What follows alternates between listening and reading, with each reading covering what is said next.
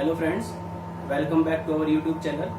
Today I discuss with you about the topic of the class 12 business studies, factors affecting the choice of capital structure. The factors affecting the choice of capital structures are various. First one is cash flow position, second one is interest coverage ratio, third one is debt service coverage ratio, return on investment, tax rate and cost of debt. Now I discuss with you one by one. The first one is cash flow position.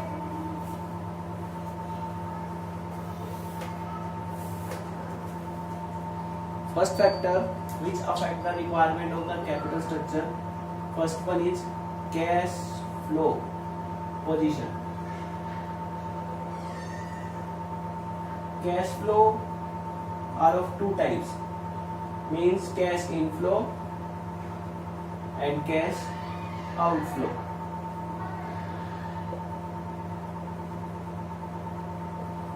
Both are the cash flow in a business organization. The cash flow position is favorable when inflow is greater than outflow. Means business organisation में आपका cash inflow outflow के comparison में ज्यादा होगा तो cash flow position क्या है, favourable. और अगर कैश फ्लो पोजीशन फेवरेबल है इसका मतलब हमारे पास सफिशिएंट कैश है. अब किसी भी बिजनेस ऑर्गेनाइजेशन के पास अगर सफिशिएंट कैश अवेलेबल होगा तो वो इजीली अपने फिक्स कॉस्ट को, फिक्स चार्ज को पे कर सकता है. और फिक्स चार्ज का मतलब है कि कंपनी को पूरी श्योरिटी है कि वो मार्केट में अपनी कैपिटल को जनरेट करना चाह रही है तो डेब्ट को यूज करे. क्योंकि डेब्ट जो है, डिबेंचर या आपने बैंक से लोन लिया उस पर फिक्स रेट से इंटरेस्ट की पेमेंट करनी पड़ती है. जो भी आपने इंटरेस्ट की पेमेंट की है वो तभी आप पे कर पाओगे जब आपके पास सफिशिएंट कैश हो. तो कैश फ्लो पोजीशन ये इंडिकेट करती है अगर आपकी कंपनी की कैश फ्लो पोजीशन फेवरेबल है, मींस कैश इनफ्लो आउटफ्लो से ज्यादा है, सफिशिएंट कैश है, तो कंपनी टाइम पर फिक्स रेट से इंटरेस्ट की पेमेंट कर पाएगी. तो उस केस में कंपनी को क्या यूज करना चाहिए, डेब्ट कैपिटल. वाइस वर्सा अगर आपकी कैश फ्लो पोजीशन अच्छी नहीं है तो हम डेब्ट को यूज नहीं करेंगे. Now the second factor which affect the requirement of the capital structure is that interest coverage ratio. Interest coverage ratio, इसको ICR भी बोलते हैं. इंटरेस्ट कवरेज रेशियो का मतलब है कि आपने जो भी fixed cost bearing capital use की है उस पर फिक्स रेट से जो भी हमारा इंटरेस्ट होगा उस इंटरेस्ट को आप कितनी फास्ट स्पीड से कवरेज कर पा रहे हो, कवर कर पा रहे हो. मींस अगर आपका इंटरेस्ट कवरेज रेशियो जो है अगर अच्छा हो, मींस अगर आप अपना इंटरेस्ट जो है वो टाइम पर पे कर पा रहे हो तो उस केस में कंपनी के इंटरेस्ट कवरेज रेशियो की बात की जाए तो वो अच्छा होगा. और इंटरेस्ट कवरेज रेशियो को कैलकुलेट करने का जो फॉर्मूला बनता है वो ये बनेगा, फिक्स्ड इंटरेस्ट डिवाइड में, नहीं, EBIT डिवाइड में fixed interest, earning before interest and tax divide में फिक्स्ड इंटरेस्ट. तो अब आपकी EBIT इंटरेस्ट के कंपैरिजन में कितनी है, हाउ मच. आपका ICR इंटरेस्ट कवरेज रेशियो जितना ज्यादा होगा उतना ही ज्यादा कंपनी के लिए अच्छा है. क्योंकि इंटरेस्ट कवरेज रेशियो का मतलब है हमारी earning before interest and tax के कंपैरिजन में इंटरेस्ट कितना ज्यादा है, मींस हमारी अर्निंग इंटरेस्ट के कंपैरिजन में कितनी मल्टीपल है. अगर हमारा जितना ज्यादा इंटरेस्ट कवरेज रेशियो होगा तो हमारे पास हम उतना ही ज्यादा डेब्ट को यूज कर सकते हैं. क्योंकि इंटरेस्ट कवरेज रेशियो जो है वो डायरेक्टली रिलेट करता है आपका डेब्ट के साथ.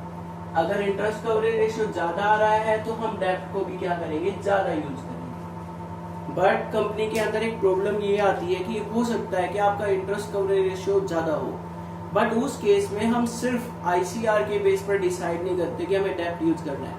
क्योंकि हो सकता है कि आपके पास सफिशिएंट कैश ना हो, आपकी जो कैश फ्लो पोजीशन है वो वीक हो, तो उस केस में हम ICR के बेस पर ये डिसाइड नहीं करेंगे हमें डेब्ट यूज करना है. क्योंकि कैश फ्लो पोजीशन भी देखनी पड़ेगी.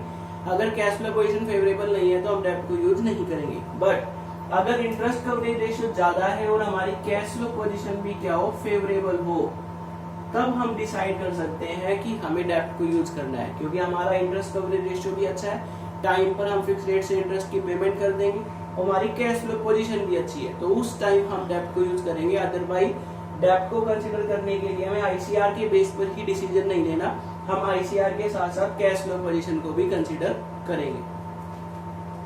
Now the third factor is डेब्ट सर्विस कवरेज रेशियो।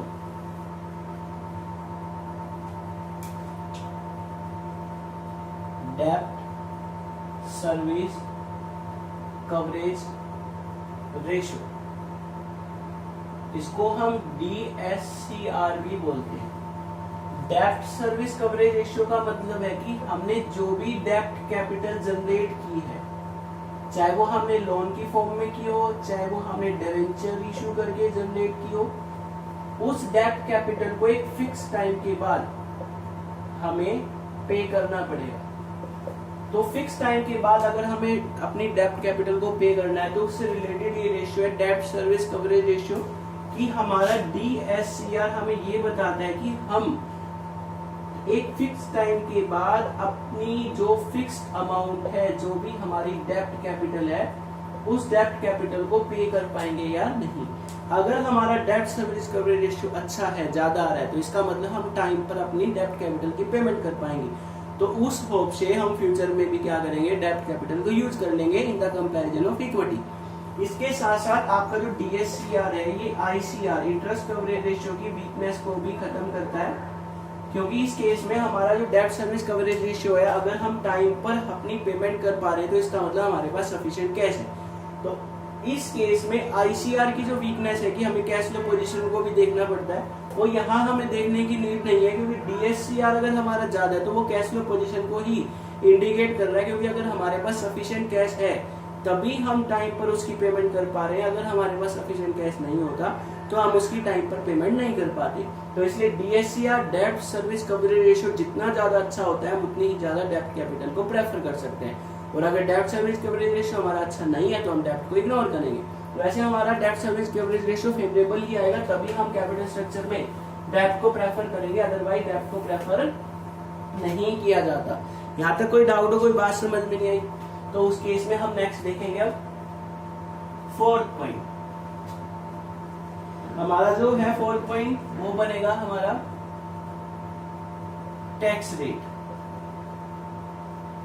कंपनी की जो टैक्स रेट की बात की जाए तो उस केस पर हम डेब्ट कैपिटल के अंदर कंसीडर करते हैं कि टैक्स रेट के कंपैरिजन में या टैक्स रेट को कंसीडर करते हुए डेब्ट को यूज करना है या नहीं।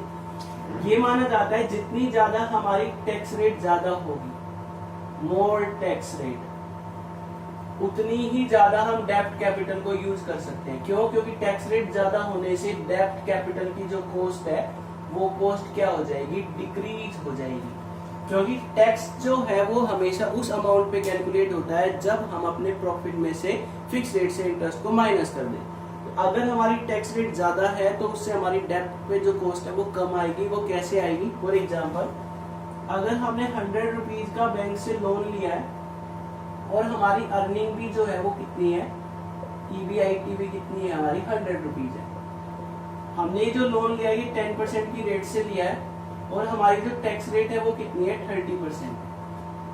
अगर हम पहली कंडीशन बात करें, फर्स्ट कंडीशन की, कंपनी ने डिबेंचर यूज नहीं किया, तो कंपनी को क्या करना पड़ेगा, 100 रुपीज पर ही 30% की रेट से टैक्स देना पड़ेगा। और टैक्स कितना आएगा, 30 rupees, when company do not use the loan amount, डेब्ट amount. But in second condition, the company use the debt capital, means the company take the loan from the bank. Then tax will be 100 minus fix rate से जो interest है वो minus किया जाएगा। इसका मतलब 90 rupees per हमारा tax लगेगा और टैक्स की जो अमाउंट आएगी वो कितनी आएगी, 27। पहले हमें टैक्स 30 रुपीज देना पड़ रहा था जब हमने लोन नहीं लिया था, लेकिन अब टैक्स कितना देना पड़ रहा है, 27।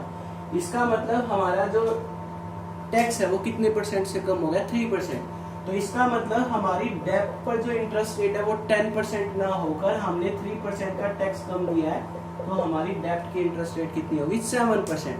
तो हमारी टैक्स रेट जितनी ज्यादा होगी उतना ही ज्यादा हमारा डेब्ट क्या होगा, डिक्रीज होगा। फॉर एग्जाम्पल, मान लीजिए हम यहाँ पर अपनी टैक्स रेट 40% करते हैं, तो ये टैक्स आपका 40% होकर 36 हो जाएगा। और अगर इस 40% की बात की जाए तो ये अमाउंट कितनी हो जाएगी, 40।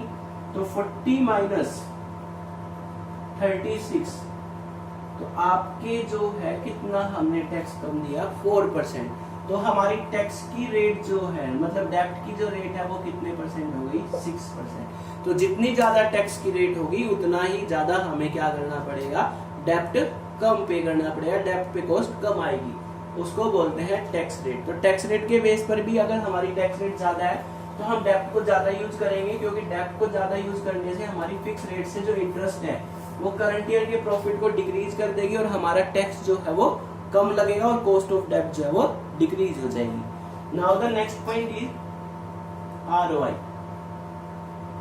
जिसको हम रिटर्न ऑन इन्वेस्टमेंट बोलते हैं। रिटर्न ऑन इन्वेस्टमेंट का डायरेक्टली रिलेशन बन सकता है आपकी कंपनी के डेब्ट के साथ।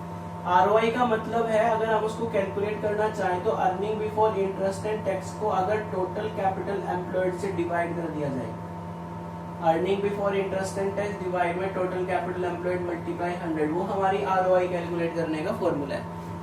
अगर हमारी रिटर्न ज्यादा है मींस हमारी ROI ज्यादा है, किससे, रेट ऑफ इंटरेस्ट से, क्योंकि डेब्ट को अगर हम यूज कर रहे हैं तो डेब्ट पर हमें फिक्स रेट से इंटरेस्ट पे करना पड़ेगा। अगर हमारी ROI रेट ऑफ इंटरेस्ट से ज्यादा है तो उस केस में हम डेब्ट को प्रेफर करेंगे, क्योंकि कंपनी की इनकम ज्यादा है और कंपनी को एक्सपेंस जो है इंटरेस्ट कम देना है। ROI जितनी ज्यादा होगी इंटरेस्ट से तो कंपनी उतना ही ज्यादा डेब्ट को प्रेफर कर सकती है, और अगर ROI ज्यादा नहीं है, rate of return rate of interest से कम है, तो कंपनी को डेब्ट को इग्नोर करना चाहिए, कंपनी को डेब्ट को यूज नहीं करना चाहिए। Now the last factor which affect the requirement of capital structure is the cost of डेब्ट। अगर डेब्ट पे कॉस्ट की बात की जाए तो डेब्ट को सबसे चीपेस्ट सोर्स ऑफ फाइनेंस बोला जाता है। क्यों? क्योंकि इस पर हमें फिक्स रेट से इंटरेस्ट पे करना है, और फिक्स रेट से इंटरेस्ट कंपनी को पे करना पड़ता है, तो 10% ही माना जाता है, ज्यादातर 10% तक ही हमारी रेट ऑफ इंटरेस्ट है, 12% भी हो सकती है, लेकिन जनरली जो हमारी है वो 10% ही होगी। फिक्स रेट से हमें डिबेंचर पे क्या करना पड़ता है, इंटरेस्ट देना पड़ता है। In the comparison of equity, हमें इक्विटी पर किसी भी रेट से इंटरेस्ट डिविडेंड नहीं देना, बल्कि जितना प्रॉफिट बच जाता है सारा का सारा प्रॉफिट किसके पॉकेट में जाता है, इक्विटी शेयर होल्डर। तो इसलिए इक्विटी के कंपैरिजन में डेब्ट को चीपेस्ट सोर्स माना जाता है। अगर आपकी इंटरेस्ट रेट कम है, इंटरेस्ट रेट कम है तो कंपनी मोर डेब्ट यूज करेगी, क्योंकि कंपनी को फिक्स रेट से कम इंटरेस्ट देना है। तो इसलिए हम ये मानते हैं कॉस्ट ऑफ डेब्ट की बात की जाए तो डिबेंचर पर या डेब्ट पर जो भी कॉस्ट आती है वो फिक्स रेट से इंटरेस्ट आएगा। अगर हमारी फिक्स रेट से इंटरेस्ट कम है तो कंपनी डेब्ट को प्रेफर कर लेगी, और अगर इसके अपोजिट जाए, वाइस वर्सा जाए, इंटरेस्ट रेट अगर हमारी ज्यादा है तो कंपनी क्या करेगी, लेस डेब्ट यूज करेगी, क्योंकि इंटरेस्ट जो है उसे ज्यादा रेट से देना होगा। तो इसलिए कॉस्ट ऑफ डेब्ट के बेस पर भी हम क्या करते हैं, डेब्ट कैपिटल को या कैपिटल स्ट्रक्चर को डिसाइड करते हैं। तो आज हमने जो भी फैक्टर डिस्कस किए हैं, cash flow position, interest coverage ratio, डेब्ट service coverage ratio, rate of return, cost of डेब्ट as well as tax rate, अगर ये सारे हमारी कंपनी के लिए अच्छे हैं, फेवरेबल है, ज्यादा से ज्यादा है, कैश फ्लो पोजीशन फेवरेबल है तो डेब्ट कैपिटल को हम बढ़ाएंगे। ICR अगर हमारा ज्यादा, इंटरेस्ट कवरेज रेशियो जितना ज्यादा होगा उतनी ज्यादा डेब्ट कैपिटल यूज होगी। DSCR डेब्ट सर्विस कवरेज रेशियो हमारा जितना ज्यादा होगा उतना ज्यादा हम डेब्ट को यूज करेंगे। ऐसे ही कंपनी की टैक्स रेट ज्यादा है तो कंपनी क्या करती है, ज्यादा से ज्यादा डेब्ट यूज करती है, क्योंकि टैक्स रेट ज्यादा होने की वजह से अगर हम डिबेंचर को यूज करेंगे तो डिबेंचर की वजह से करंट ईयर का प्रॉफिट रिड्यूस होगा और हमारा टैक्स कम लगेगा। इसी तरह अगर कॉस्ट ऑफ डेब्ट की बात की जाए तो अगर हमारी इंटरेस्ट रेट कम है तो हम ज्यादा डेब्ट को यूज कर लेंगे। तो आज जो हमने सारे फैक्टर्स किए हैं, इन सभी फैक्टर्स के बेस पर अगर फेवरेबल पोजीशन आ रही है तो हम डेब्ट को प्रेफर करते हैं और इक्विटी को इग्नोर या कम रखेंगे। I hope it's clear to you. Thanks. Have a nice day.